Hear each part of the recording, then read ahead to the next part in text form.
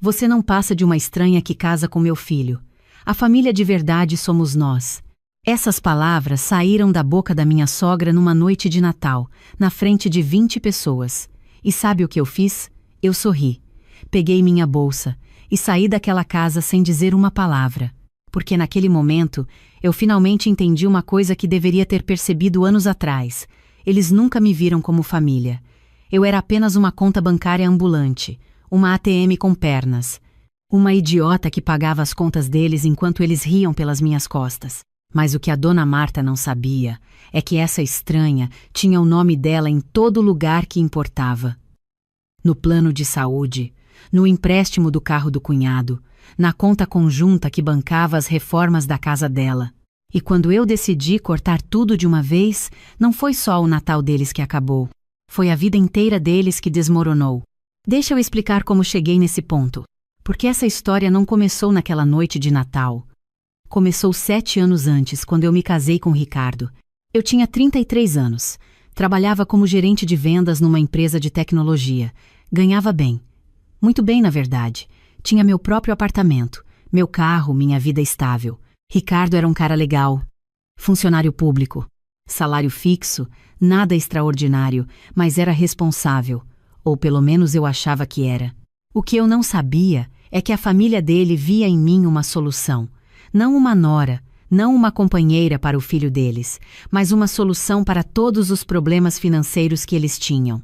No começo foi sutil. A dona Marta, minha sogra, começou com pedidos pequenos. Beatriz, você não poderia emprestar uns R$300? É que a geladeira quebrou e a aposentadoria ainda não caiu. R$300. Nada demais, né? Eu emprestei. Ela prometeu devolver no mês seguinte. Nunca devolveu. Depois foi o remédio que o plano de saúde dela não cobria. R$800.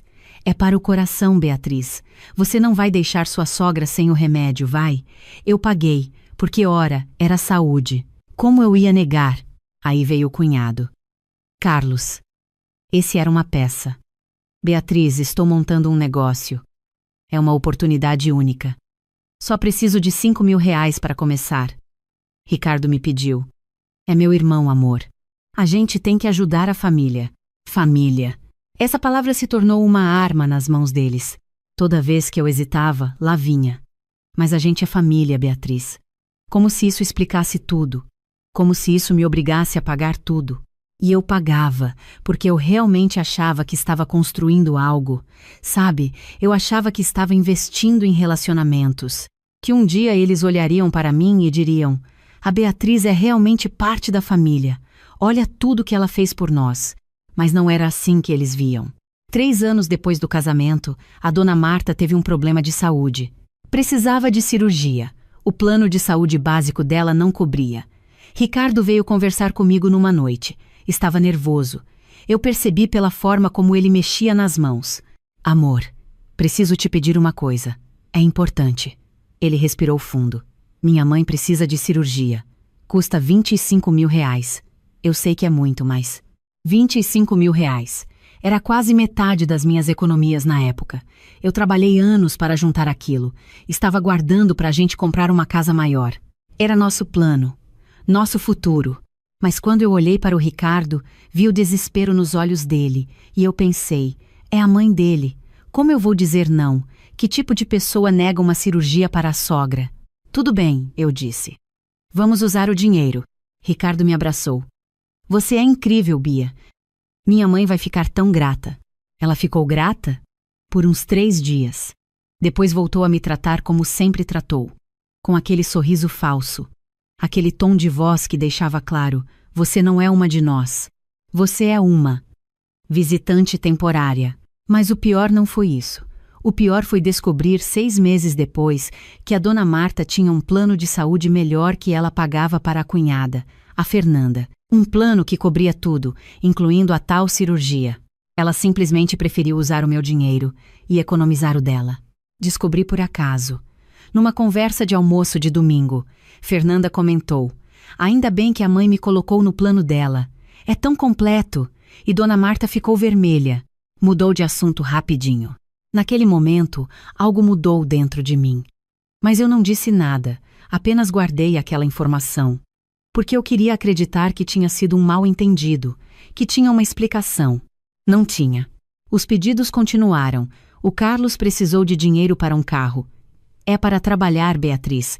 Como ele vai fazer as entregas sem carro? 15 mil reais de entrada. Ricardo assinou como fiador. Mas era meu dinheiro que pagava as prestações quando Carlos esquecia. A Fernanda precisou de dinheiro para a festa de 15 anos da filha. Você sabe como essas coisas são importantes, Beatriz. É uma vez na vida. 8 mil reais para um vestido, buffet, decoração. Porque, aparentemente, ser família significava que eu tinha que financiar festas de gente que mal falava comigo. E a dona Marta, ela sempre tinha algo.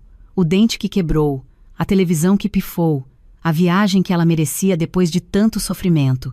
Eu pagava, sempre pagava. Mas sabe o que eles nunca fizeram? Nunca me convidaram para decisões de família, nunca perguntaram minha opinião sobre nada. Quando fizeram a reunião para decidir onde seria o Natal, eu soube por último. Quando o avô do Ricardo ficou doente e discutiram os cuidados, eu não fui incluída. São assuntos de família, Beatriz, a dona Marta disse. Como se eu não fosse. Ricardo sempre tinha a mesma desculpa. É o jeito dela, amor. Ela cresceu numa geração diferente. Dá tempo, ela vai se acostumar com você. 7 anos. Eu dei 7 anos de tempo. Gastei mais de 150 mil reais com aquela família. 150 mil reais. Deixa isso afundar. Eu poderia ter comprado um apartamento, investido, viajado o mundo. Mas não. Eu dei tudo para pessoas que nunca, nem por um segundo, me consideraram parte deles. E aí chegou aquele Natal. Era dezembro de 2024. Eu tinha acabado de ser promovida no trabalho. Diretora de vendas. Aumento significativo. Bônus generoso. Eu estava feliz. Finalmente sentindo que as coisas estavam melhorando. Ricardo e eu até conversamos sobre ter filhos. Talvez fosse a hora, eu pensei. A ceia seria na casa da dona Marta, como sempre. Eu ofereci para levar a ceia Chester, as bebidas, a sobremesa. Gastei quase 2 mil reais em comida. Cheguei cedo para ajudar a arrumar tudo. Dona Marta me deixou na cozinha, claro. Enquanto a Fernanda e as primas do Ricardo ficavam na sala, conversando e rindo, a casa estava cheia. Tinha uns 20 parentes, tios, primos, agregados, todo mundo comendo e bebendo às minhas custas, mas ninguém me dirigia a palavra além de um oi e obrigado pela comida. Depois do jantar, o Carlos levantou e disse que tinha um anúncio. Ele ia se casar. Todo mundo aplaudiu. E aí ele disse: "E eu quero pedir uma coisa para vocês.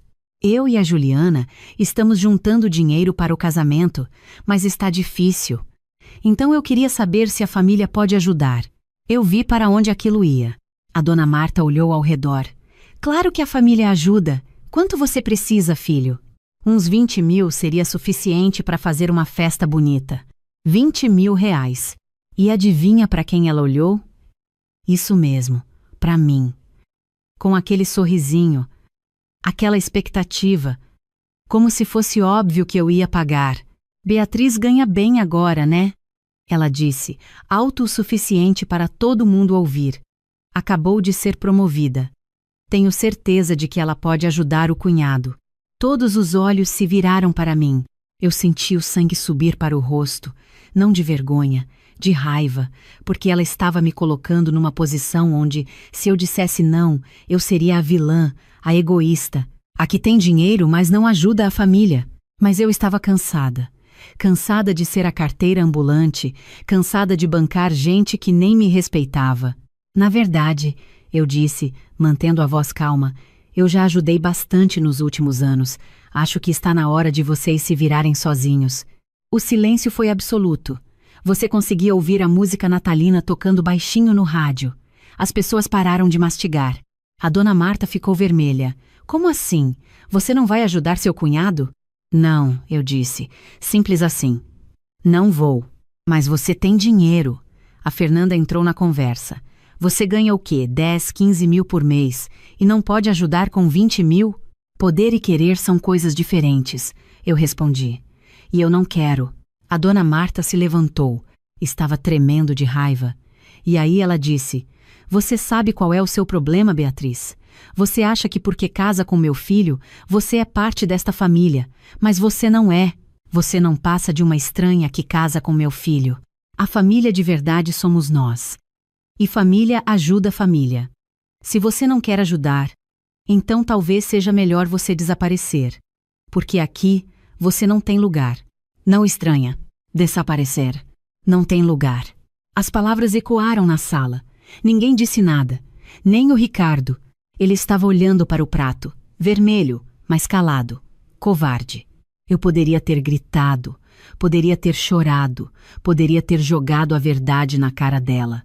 Os 150 mil reais, as cirurgias pagas, os empréstimos nunca devolvidos, as prestações do carro, as festas, tudo. Mas eu não fiz isso. Eu sorri, peguei minha bolsa e disse apenas: tem razão, dona Marta. Eu realmente não sou família. Obrigada por deixar isso claro. E saí. O Ricardo correu atrás de mim no estacionamento. Bia, espera. Ela não quis dizer isso. Ela está nervosa com a situação do Carlos. Eu parei e olhei para ele. Meu marido. O homem que deveria me defender, me proteger. E que ficou calado enquanto a mãe dele me humilhava na frente de 20 pessoas. Você não disse nada, eu falei. Ela me chamou de estranha, mandou eu desaparecer. E você não disse uma palavra. Eu fiquei sem reação. 7 anos, Ricardo. 7 anos eu aguentei sua família me tratando como lixo, me usando. E você sempre tinha desculpa. Ela é assim mesmo. Ela vai mudar. Dá tempo. Quanto tempo mais eu preciso dar? Mais 7 anos? 14? A vida inteira? Não é assim. É exatamente assim. E sabe de uma coisa? Sua mãe tem razão. Eu não sou família. Nunca fui. Vocês deixaram isso muito claro. Entrei no carro e fui para casa. Para o nosso apartamento. Aquele que eu comprei antes de casar e que estava no meu nome. Aquele que a dona Marta sempre disse que era pequeno demais para uma família de verdade. Ricardo chegou 3 horas depois. Tentou conversar. Pediu desculpas. Prometeu que ia falar com a mãe dele. Não precisa, eu disse. Porque eu vou fazer algo melhor. O que você quer dizer? Você vai descobrir. Na manhã seguinte, dia 25 de dezembro, enquanto todo mundo estava ressacado da ceia de Natal, eu estava no computador, fazendo ligações, enviando e-mails, cancelando coisas. A primeira coisa que eu fiz foi ligar para o plano de saúde. A dona Marta estava no meu plano empresarial como dependente, coisa que eu tinha concordado em fazer 3 anos atrás quando o Ricardo me convenceu. Custava R$ 400 extras por mês. Eu cancelei na hora. Mas senhora, a atendente disse, a titular do plano, a senhora Marta, tem consultas agendadas para janeiro. Não é mais problema meu, eu respondi. Remova ela do plano com efeito imediato. Feito. Depois liguei para o banco. A conta conjunta que Ricardo e eu tínhamos, aquela onde meu salário caía e que eu usava para pagar as contas. Descobri uma coisa interessante. A dona Marta tinha uma procuração que Ricardo deu para ela sacar dinheiro em emergências. Sabe quantas emergências ela teve nos últimos 2 anos? 18. 18 saques, totalizando R$ 43 mil. 43 mil reais. Eu transferi cada centavo que tinha naquela conta para outra conta, só minha, em outro banco. Depois fechei a conta conjunta, legal e limpo. Liguei para a concessionária onde o Carlos tinha financiado o carro. Eu era a fiadora. Ricardo tinha assinado, mas era meu nome nos documentos também. Minha renda que validava o empréstimo. Paguei o que faltava de uma vez. R$ 12 mil. E transferi o carro para o nome do Carlos, sem fiadores. Isso foi estratégico. Porque agora, quando ele não pagasse as prestações, o problema seria só dele, não meu. Depois fui aos documentos. Encontrei todos os empréstimos que eu tinha feito. Tinha dado dinheiro para o Carlos, para a Fernanda, até para um primo do Ricardo que eu mal conhecia, sempre prometendo que devolveriam. Nunca devolveram. Eu fiz algo que deveria ter feito anos atrás. Transformei aquilo em dívidas formais, com juros, com prazos, com multas por atraso. Entrei em contato com cada um deles via WhatsApp. Mensagens formais, educadas, mas firmes. Conforme conversado em data, você solicitou um empréstimo de valor. Até o momento não houve devolução. Solicito o pagamento em até 30 dias, ou precisarei tomar medidas legais. As reações foram imediatas. Meu celular explodiu. Carlos, você tá maluca? Isso foi um presente da família. Fernanda, nunca foi empréstimo. Você ofereceu ajuda. Ricardo, Bia, pelo amor de Deus, o que você está fazendo? E a dona Marta? Ela ligou gritando. Você cancelou meu plano de saúde? Como você ousa? Ah, eu respondi, com toda a calma do mundo. Pensei que você teria um plano melhor, tipo aquele que você paga para a Fernanda. Lembra? Silêncio do outro lado. Ou talvez, eu continuei, você prefira que uma estranha não pague mais suas contas. Afinal, você disse que eu não sou família, não foi? Então por que uma estranha pagaria seu plano de saúde? Você. Você não pode fazer isso. Posso. E fiz. Aliás, também cancelei a conta conjunta. E estou cobrando as dívidas que vocês nunca pagaram.